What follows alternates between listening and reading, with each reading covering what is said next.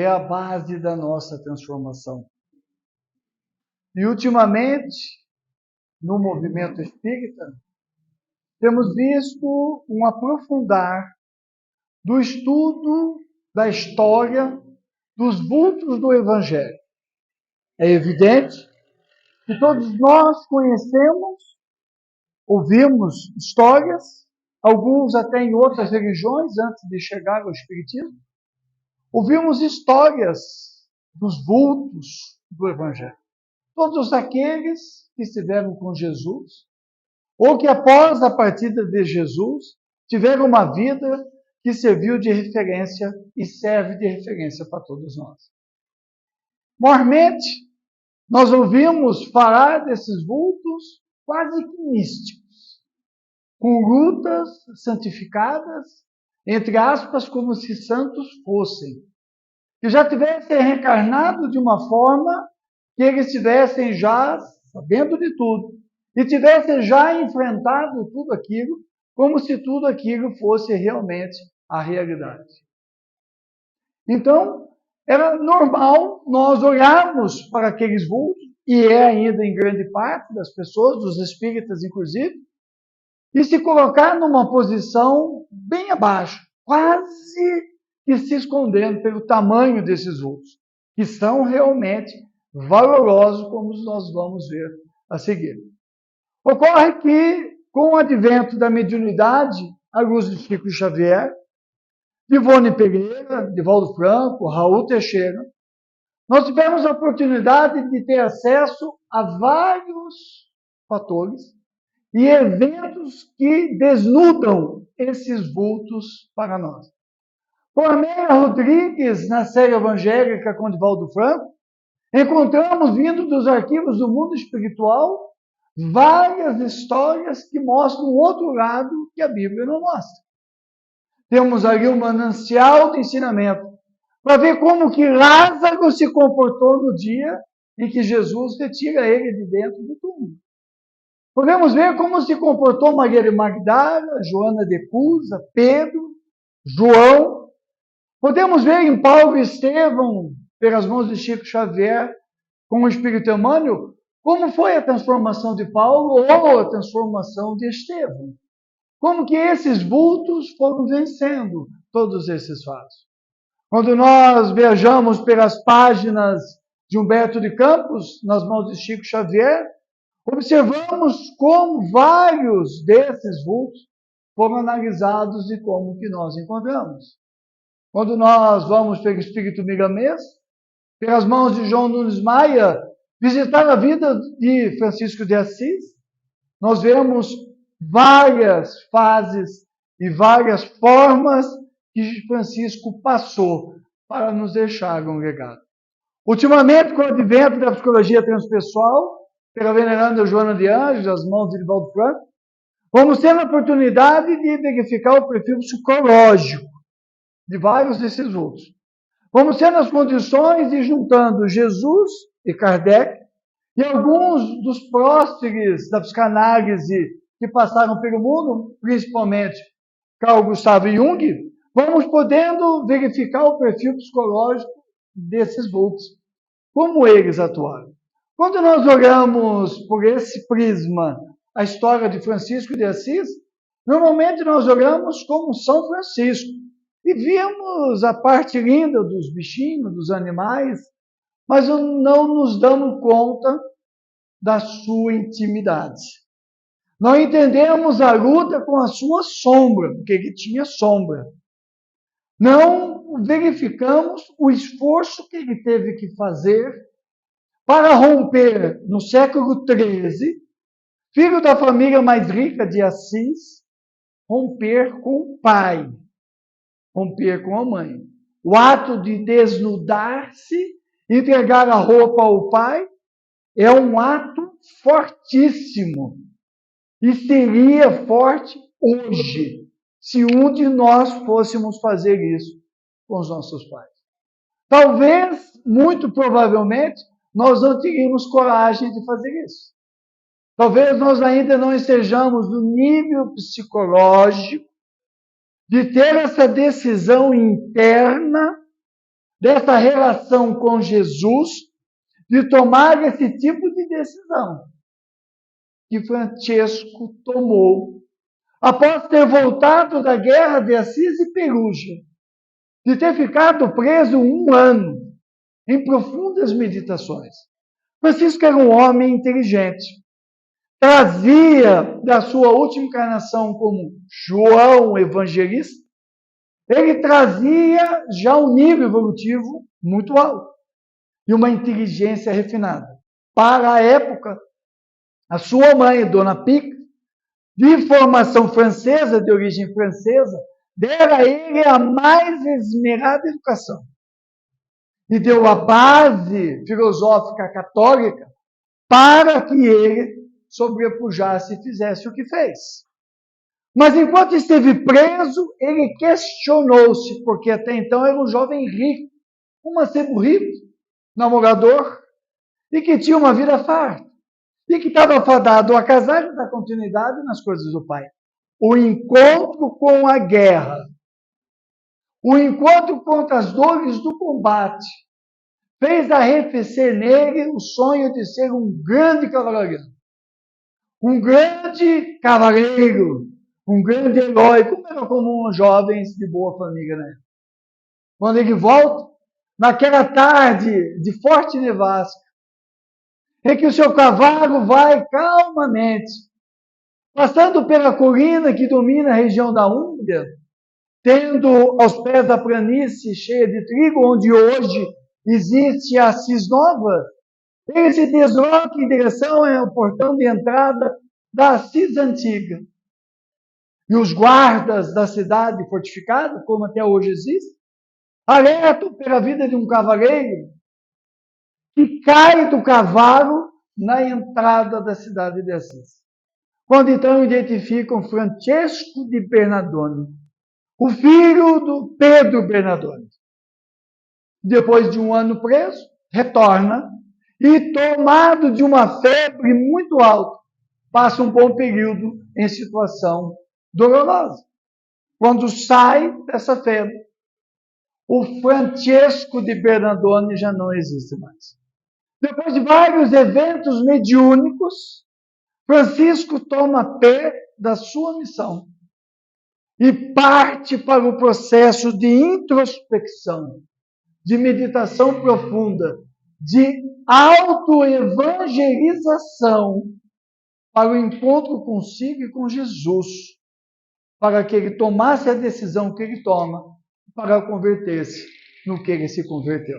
Mesmo assim, já morando em locais inóspitos, convivendo com os leprosos, com os pobres, abandonado pela família, que ele passava na casa e olhava, e a mãe sabia que ele ia passar, ele dava um tchau, ele ainda trazia dúvidas na sua relação com Jesus.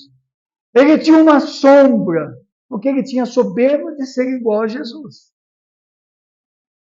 Uma soberba muito grande. E teve que, aos poucos, macerar essa soberba.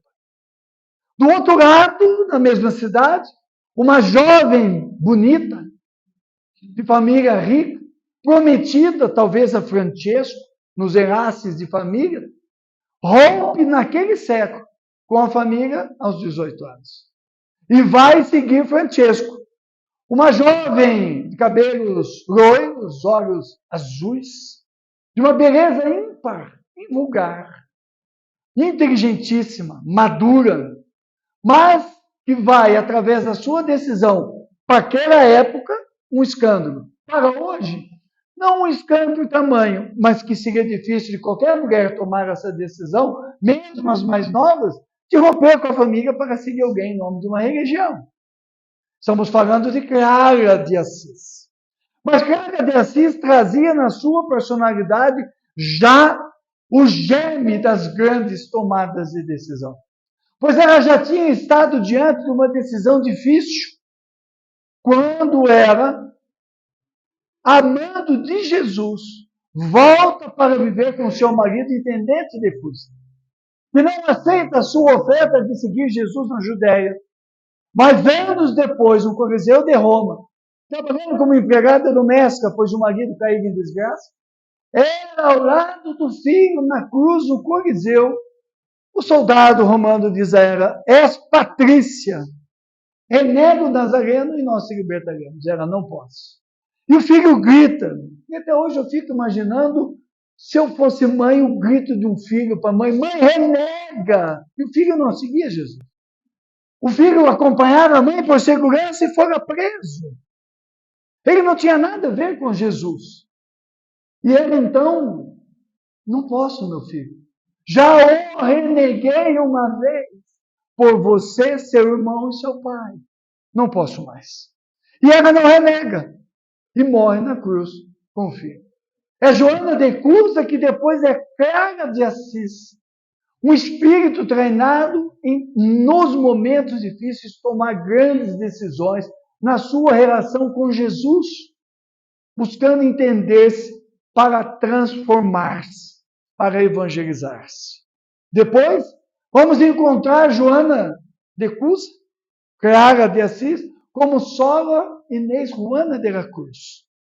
Uma das mais imemoráveis, uma das mais respeitadas mulheres de toda a história. Provavelmente a grande construtora do feminismo, como nós conhecemos nos dias de hoje. Uma mulher que no século XVI, no México, teve a coragem milionária que era de novo romper com a família.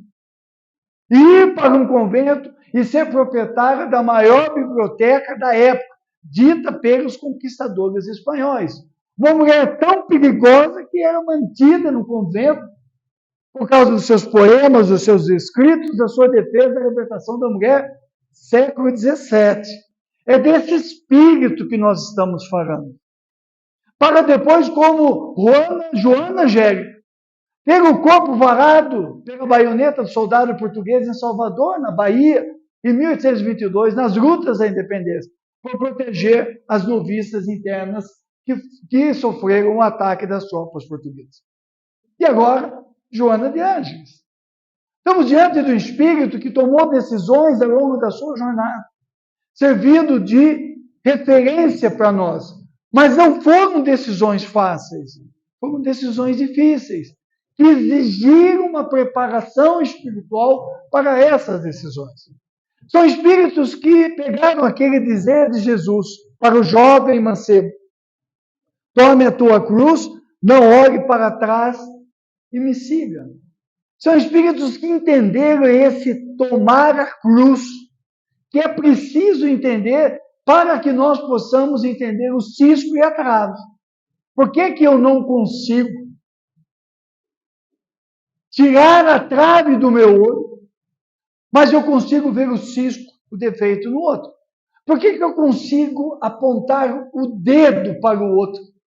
Sentado, como dizia um professor de psicologia, nos meus tempos de escola, senta em cima do rabo na cadeira e aponta o dedão para o outro. Por que nós temos esse hábito de, na defensiva, atacar o outro? Atacar o filho, o cônjuge, a cônjuge, o irmão, o chefe, seja lá quem for. Que é uma postura muito comum nossa. Porque nós não entendemos a mensagem de tomar a cruz. O que é a cruz? É a sombra. O que é a sombra? O sombra é tudo aquilo que nós trazemos desde o nosso princípio. É tudo aquilo que vem nos acompanhando, está depositado na nossa intimidade mais profunda. Que Jung chama do inconsciente pessoal. Estará tudo aquilo. E é tudo aquilo que nós tivemos nessa encarnação. É aquele quarto de despejo que todo mundo tem em casa, onde a gente joga as coisas que nos amam. Esse quarto, ele é escuro. Por isso o nome sombra. E eu não visito esse quarto, porque as coisas que estão lá não me interessam. E eu não entendo que eu preciso visitar esse quadro. Quando Jesus diz, tome a sua cruz, tome a sua sombra. Não olha para trás, porque não importa o que ocorreu. E me segue. Então, quando eu tomo a cruz, eu preciso ir ali e abrir a porta do quarto de despejo. E qual é o interruptor que acende a luz do quarto? O Evangelho. O Evangelho é esse interruptor que vai mostrar para mim o que está nas prateleiras. E quando eu tenho essa coragem de olhar para essas prateleiras, o que tem lá? Tem muita coisa de outras encarnações, mas tem também dessa. Tem lá nessa prateleira as brigas do meu pai e da minha mãe que eu assisti e que eu empurrei lá para dentro. Está tudo bem. Está lá as violências sexuais que porventura tenhamos sofrido. Mas eu vou deixar lá, ninguém precisa saber. Está lá. As lutas contra o meu pai alcoólatra, ou a minha mãe que me abandonou, ou a minha mãe indiferente, o meu pai indiferente, está lá na prateleira, etiquetadinho. E quando eu entro, eu vou vendo aquilo tudo. Aquilo tudo está ali dentro. O abandono, a traição que eu sofri do marido, o abandono dos filhos, o desprezo de alguém, o desprezo de uma pessoa que eu tenho afeição, seja ela qual for. Então, é uma coisa simples, como o dia que a minha mãe foi grossa comigo na frente dos outros. Está lá, pequenininho, mas está lá. E tudo isso forma o que eu sou. Enquanto está lá dentro, e eu não quero olhar, lógico. Ninguém gosta de olhar para essas coisas. Porque isso mexe. Mas é isso que gera o nó emocional que me prende. Esse nó que Carl Gustav Jung chamou de complexo, que é autônomo. Uma energia que, quando eu percebo, ele me ataca. E dentro dessa prateleira, moldurando tudo, como se fosse uma cortininha da prateleira, está o orgulho e o egoísmo, que está no item 10 do Evangelho, capítulo 10. Aquele tal de vaidade, de orgulho, que eu sou melhor do que os outros. Mas quando eu entro naquele quarto de despejo, eu vejo que nós todos somos muito iguais. Mas tem ali muita coisa na prateleira que eu fiz. Aqueles que eu agredi, que eu traí, que eu roubei. Aqueles que eu desprezei, porque eu sei quando eu desprezo. Eu sei quando eu traio, quando eu ofendo, que eu machuco. Aqueles que eu abandonei, que eu não dei atenção, quando eu fui egoísta. Está ali. Está tudo juntinho no quarto de despejo. Minha sombra. Que me dirige. Porque é autônomo. Enquanto eu não faço essa energia movimentar, quando eu pego isso e olho, eu preciso olhar para isso. Eu preciso olhar, aí vem o não olho para trás, que Jesus falou. Eu pego aquilo e olho. Se eu estou com raiva, eu fico com raiva. Meu pai não podia ter feito aquilo, a minha mãe choro no processo terapêutico. Ponho para fora tudo aquilo. E depois, larguei e sigo. Porque enquanto eu não faço isso, eu sou a melhor pessoa do mundo. Eu sou superior a todo mundo, porque a minha família é melhor, porque o papai e a mamãe era isso aqui, porque eu tenho dinheiro, não passei pela pobreza nessa, na próxima. O espírito acho que sabe disso. Então, como eu tenho dinheiro, eu posso xingar a empregada, eu posso pisar na minha secretária em casa, no meu funcionário, no meu trabalho, na rua, porque o meu carro é melhor, porque eu moro em Brasília, centro do poder, porque eu sou, sabe com quem está falando? Sou servidor tal, não me escuto isso. Como eu passei minha vida toda around Brasil e fora do Brasil, eu acho muito engraçado, eu fugi sempre de servir em Brasília. Sempre fugi de estar em Brasília. Até a hora que o Cristo disse, oh, agora você vai. Aí não teve jeito, eu tive que vir. Acabei ficando, estou ficando. Mas a gente vê muito isso. A sombra. E aí, o que eu faço? Eu vejo o cisco no olho do outro, que eu tenho que me defender, eu tenho que esconder esse quarto. E se alguém abre a porta do quarto primeiro que eu? E se alguém entra no quarto e vê tudo o que realmente eu sou? Aí eu ponho as personas, as máscaras. E vou me tornando uma pessoa difícil. E fujo do processo de evangelizar-me. O que é evangelizar? É difundir o evangelho. O que é evangelizar-se? É trazer o evangelho para dentro de mim. O que o Espírito Emmanuel, na lição 110 do livro Vinha de Luz, ele diz? Caridade é essencial. Caridade essencial é eu transformar-me. Porque quando eu me transformo, eu entro no quarto de despejo, eu acabo por modificar, me tornando uma pessoa melhor. Eu não preciso levantar bandeira para todo mundo. Olha, eu estou mudando. Não é isso que você está falando. Está se falando do processo como Francisco passou na cadeia. Quando eu estou no processo de crise, de depressão, de tristeza, de luto, quando eu estou com problema emocional, afetivo, profissional, são os momentos em que mais eu tenho a oportunidade de evangelizar, de ir para dentro de mim. Mas eu sou injustiçado, porque eu estou sofrendo. Como está sofrendo? Está na Terra.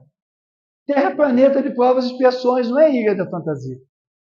A Terra nós temos 10 minutos de alegria e o resto é de lágrimas. Luta, cabelo branco, caindo, doença, saúde. Outro dia uma pessoa disse assim, nossa, você está com 60 anos, está bem. Eu falei, ótimo, estou bem. Você não tem nada, sua vida deve ser ótima. Mal sabia ela.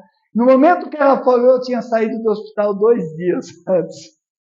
E aí, quando ela falou, eu dei risada. A minha mulher olhou, não falou, eu falei, segurei o braço, não fala nada. Mal sabia ela o que estava acontecendo. E saí com uma data já para feliz a vida, que eu ia embora, né? Eu ia, opa, vou daqui para o outro lado, já cumpri tudo que eu tinha. Mas como eu joguei pedra na cruz, deram um jeito e alguns meses depois sumiu tudo que tinha, alguém aí sumiu, curou e estou eu aqui, continuando a fazer palestra, continuando a andar, continuando a trabalhar. Então nós temos essas questões que vão ficando dentro de nós, que nós não conseguimos trabalhar, nos evangelizar, não conseguimos olhar para frente, não conseguimos trazer o evangelho para dentro, porque eu não trabalho tudo isso. E o somatório nosso dá a sombra coletiva, que é a intolerância que nós estamos vivendo hoje. O outro tem que pensar como eu, o outro tem que aceitar o que eu sou, o outro, e uma discurseira sem sentido. E nós estamos entrando nessa sombra coletiva, porque nós não estamos nos isolando desse caminho, fazendo a nossa evangelização. Que ninguém é melhor do que o outro, entendendo que eu sou um espírito em evolução. E isto é maravilhoso. Quando eu tomo posse dessa minha realidade existencial, essa minha realidade espiritual, eu tiro o peso das minhas máscaras, que eu não preciso mais fingir para os outros. Não preciso ficar agradando os outros. Eu posso ficar mais autêntico, porque eu vou tirando tudo aquilo que a sociedade me coloca, que eu tenho que ter 1000 coisas. Tem que agradar o fulano, o cicrano, a cicrana. Tem que atender aqueles paradigmas, aqueles padrões que são colocados. Eu tenho que me dar bem com todo mundo, eu tenho que estar bem com todo mundo. Aí eu vivo a vida de todo mundo, mas não vivo a minha. Só que quando eu vou desencarnar, os meus títulos não vão comigo, tudo aquilo que eu guardei não vai comigo. O que vai comigo? O que eu fiz dentro de mim de evangelização. O resto não vai nada. Quantos espíritos nós estamos vendo, e eu tenho feito muito atendimento fraterno, tenho recebido muita gente na atividade terapêutica, senhores, senhoras que vêm, já perto de partir até, cheio de remorso, culpa, complexos, agarrado no que tem, faça isso, libera-se de tudo isso. Vai fazendo o processo de conhecer realmente o Evangelho, de olhar para dentro do que você tem, e o que puder já se arrepender, reparar, já faz enquanto está a caminho, como diz o Evangelho. Quando eu vou fazendo esse processo, automaticamente eu vou ficando mais fraterno, mais tolerante, mais solidário. Porque quando eu entro no quarto de despejo e vejo a minha realidade, eu dou direito do outro também ter imperfeições. Eu não sou um paradigma de virtudes. Eu me recordo uma ocasião, num momento muito difícil de ordem pessoal, inclusive foi um momento que eu morei um período na China, E um determinado período, minha esposa e meus filhos precisaram voltar para o Brasil. E eu estava num momento muito difícil, pessoal. E eu me lembro que eu conversava todos os dias com a minha esposa, sempre tive muito ligado a eles, aos meus filhos. E eu me lembro que um dia o Raul Teixeira, os comentando, Raul me manda um e-mail, Marco, como é que estão as coisas? Eu falei, Raul, estamos ruim e tal. Aí ele perguntou, eu falei, estava. Aí eu comentei com ele, e ele me disse assim, Marco, quem disse para você que séculos de iniquidade, eu guardo a frase até hoje, o e-mail está guardado lá, séculos de iniquidades e desmandos seriam desfeitos numa encarnação. Pegue na mão dos seus protetores e logo mais tudo estará muito bem. E aquilo eu guardei e realmente ficou tudo bem. Com novas lutas, com novas transformações. Passei a olhar mais para o meu quarto de despejo. Fui me liberando aos pouquinhos de várias coisas. Fui impedindo que outras se colocassem. E passei a olhar para as pessoas, à medida que eu identificava a sombra, identificava e estou identificando os disparates, a maneira como pensava ou agia, eu fui vendo que as pessoas tinham o direito de ser assim. Que elas podiam também cometer os mesmos equívocos e eu deveria pensar em perdoá-las, deveria pensar em aceitá-las, e em acolhê-las com fraternidade. O atendimento fraterno na casa espírita ficou mais humano, mais acolhedor, porque eu já não olhava,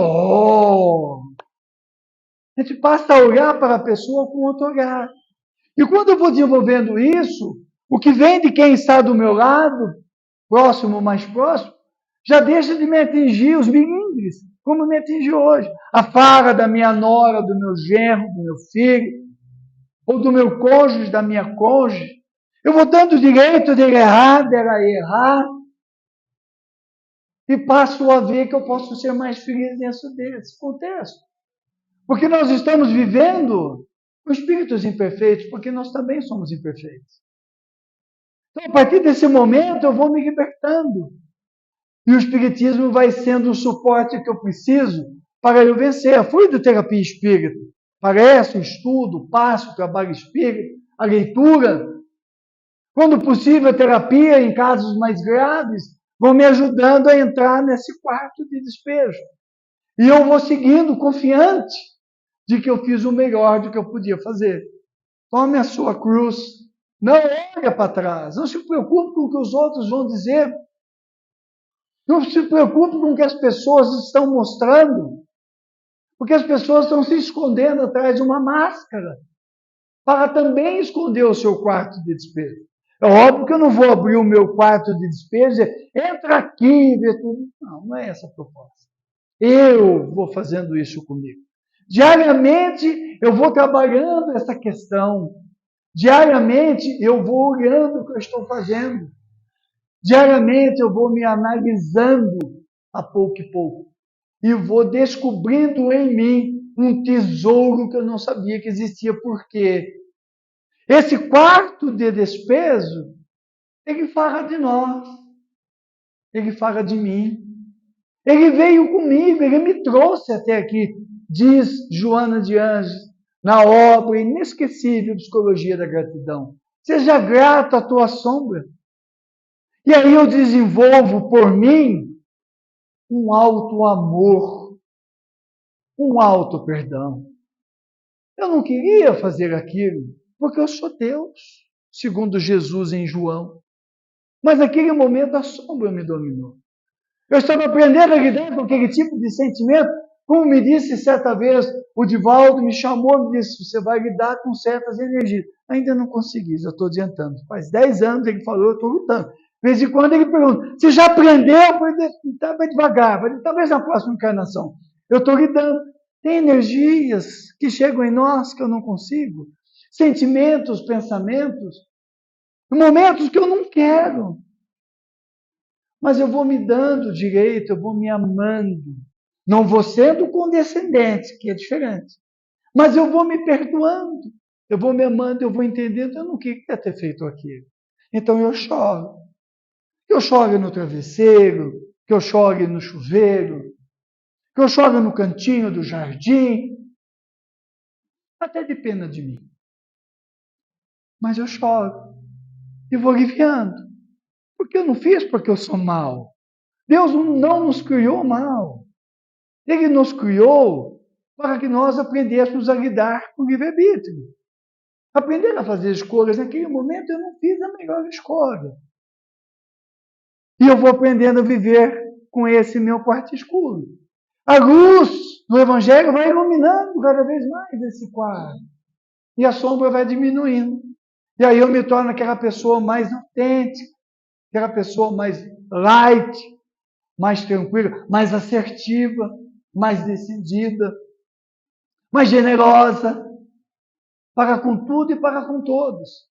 Não vou entrando nessas vibes que estão por aí, polarizações desnecessárias que tem espírito entrando, espírito embarcando na sombra coletiva, que é a mãe das guerras que estão por aí.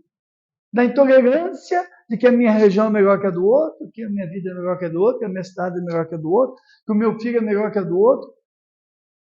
Então nós vamos modificando-nos devagarinho. E aí a trave sai da frente. E quando a trave sai da frente, eu não consigo enxergar o cisco no olho do outro. Eu enxergo a trave e ajudo ele a tirar a trave dele. Porque eu vou me convertendo, olha como inverte o jogo. À medida que eu vou tirando a trave da minha frente, eu vou vendo que o outro tem trave. Como eu tirei da minha, eu ajudo o outro. Olha como inverte o jogo. Porque a trave eu posso ajudar, eu estou vendo.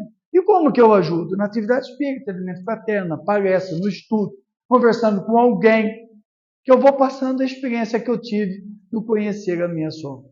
É um processo longo, é um processo muito longo, mas é um processo que vale a pena começar. Essa é a grande proposta da transição. Todo mundo está esperando grandes cataclismos. Mas o que virá é o cataclismo interno. São os terremotos internos que nós precisamos fazer. A energia dessa transição que já começou é diferente. E aquele que está se preparando para esse novo período precisa iniciar desde já o seu processo de transformação. Que é esse processo que Joana de Cusa teve, que Francisco teve, que esses vultos todos tiveram, que Maria de Magdala teve depois de 7 encarnações como prostituta, e encontra em Jesus um motivo para vencer. Abandonada, traída, julgada, vilipendiada, mas ela vai até o fim, desencarnando em Éfeso, nos braços de Maria, recepcionada por Jesus, como está no livro Boa Nova do Espírito Irmão X. Quando a luta de Pedro, que por muito tempo viveu uma depressão profunda por ter traído Jesus, a única pessoa que havia amado profundamente, e que ele amou de verdade, e ele traiu na concepção dele. Até aquela tarde inesquecível na casa do caminho, em que Pedro se recolhe à janela para o entardecer e chora, pois não se perdoava por ter traído Jesus. Era uma sombra que ele trazia, porque ele era um homem rude, segundo ele mesmo ignorante, um homem que lidava com o peixe, com as redes, um homem forjado nas lutas diárias para a sobrevivência, ignorante, como ele dizia. E de repente, pela porta do quarto onde ele estava, Jesus adentra. O soluço de Pedro era de cortar o coração. E Jesus se apresenta a Pedro.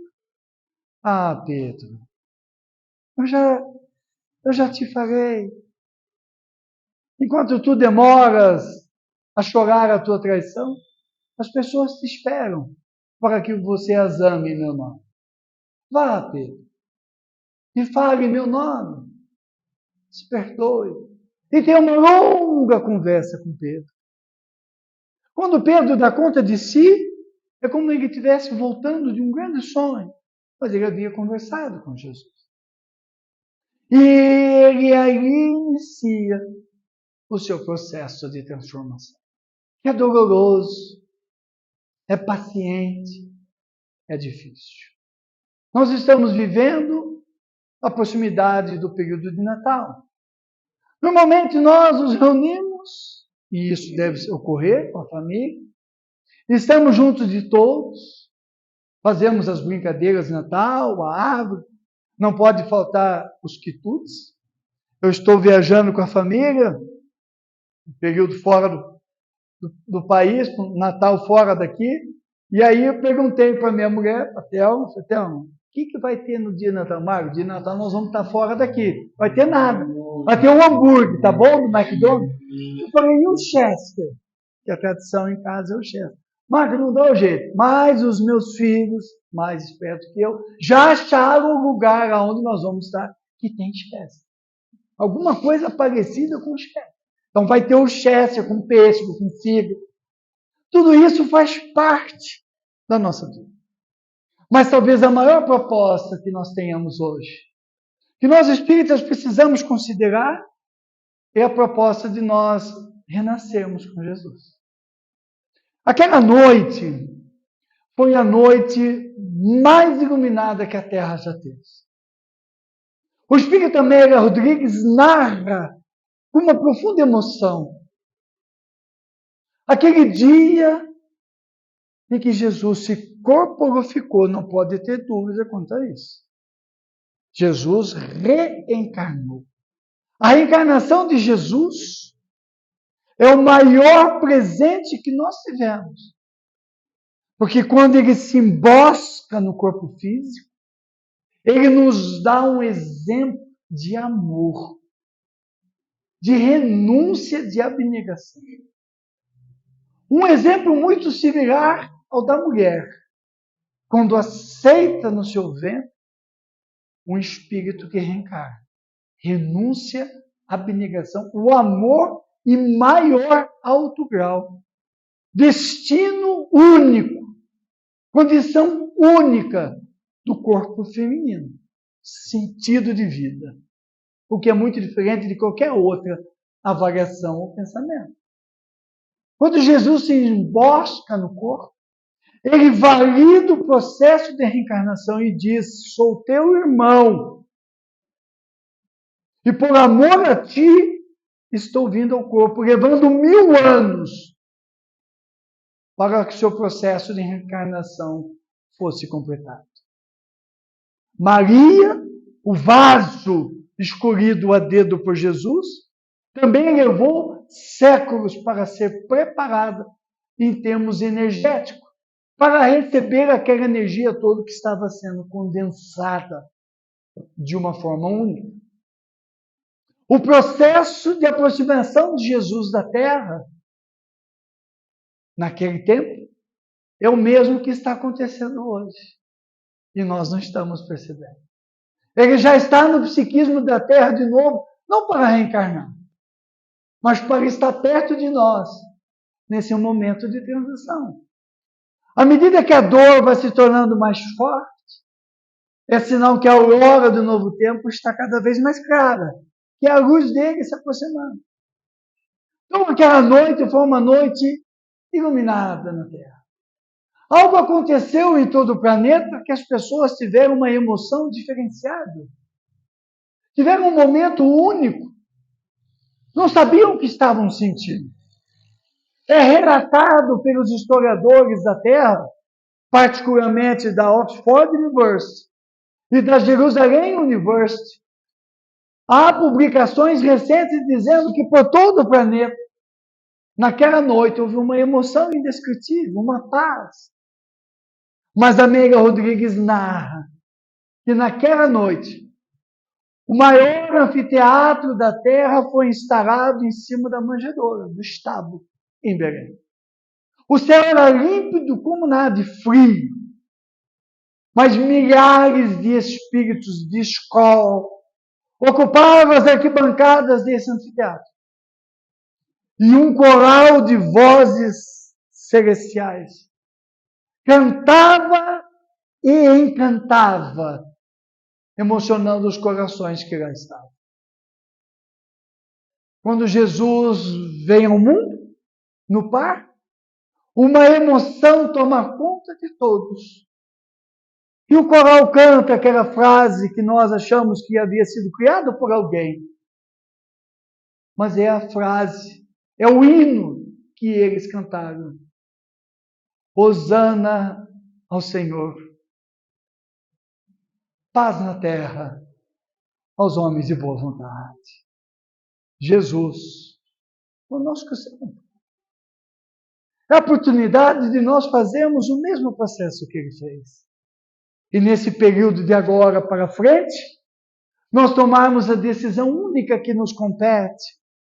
A decisão que está sob nossa responsabilidade, sob nossa escolha.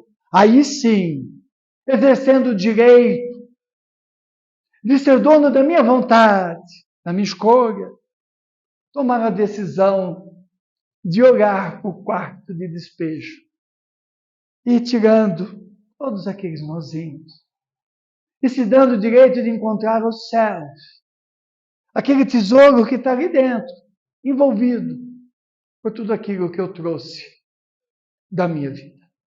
Nada do que eu fiz deve merecer de mim condenação eterna. Nada do que ocorreu comigo deve ser motivo de vergonha. Deve ser motivo de constatação do quanto eu sou imperfeito. Mas, à luz do Espiritismo, o quanto eu já estou a caminho com Jesus. Certa feita, também num momento difícil, o Espírito Camilo me disse assim: cai, filho. Mas caia no chão da casa espírita, onde haverá as chuvas de bênçãos, onde os nossos companheiros te abraçarão e caminharão contigo. Todos nós caímos. Todos nós vamos cair. Mas nós vamos cair aqui. E amanhã, quando o sol adentrar pela janela, amanhã, quando a sinfonia dos pássaros disser para nós que é um novo dia na alvorada inquietante dele, e eu de volta ao corpo, eu vou recomeçar. O antídoto à depressão e à tristeza. Porque Deus está me dando mais um dia no corpo. E eu vou levantar, vou fazer a minha higiene, vou tomar o banho, vou fazer o de jejum e vou seguir em frente. Ninguém terá condições de apontar o dedo para mim. Porque se eu errei, eu vou reparar. Vou pedir desculpas. E se eu acertei, como diz Santo Agostinho, na questão 919 do Livro dos Espíritos, eu vou pedir força a Jesus para prosseguir no certo. Porque essa é a proposta de Jesus em Nazaré. Ninguém nos amou como Ele. Ele nos ama incondicionalmente. Ele quer nos abraçar a todos nós, diariamente. Eu é que não dou o direito de ser amado por Ele. E de pegando tudo isso, esse entulho, seguir em frente, confiante, feliz e alegre. Porque logo mais, quando eu partir do corpo, tudo isso vai ficando para trás. E eu vou ver como foi bonita a minha vida. Quando eu olho para trás hoje, quando nós aqui olhamos para trás com esse espírito, hoje eu tenho feito muito isso. Quando eu olho para trás, eu vejo tanta coisa boa que eu vivi. Tanta coisa boa que Jesus me deu. Tanta coisa boa que passou pela minha vida. Tantos sirineus que eu tive na minha vida. Pessoas que me ajudaram, me acolheram, me estenderam as mãos. Quantos momentos duros. E quando eu olho para aqueles momentos, alguns eu já não sinto tanta raiva de mim. Eu precisava passar por aquilo para estar aqui hoje. E passamos. Todos nós passamos. Então, o cisco ia atrás. Quando eu vou tendo essa noção do meu eu, no que eu sou, eu paro de ver o cisco no olho do outro. E passo a ver nele um companheiro de jornada, uma companheira de jornada. Que Jesus envolva todos nós que Jesus abrace a todos nós e que nós possamos viver com a paz dele em nossos corações para todo sempre. Que assim seja.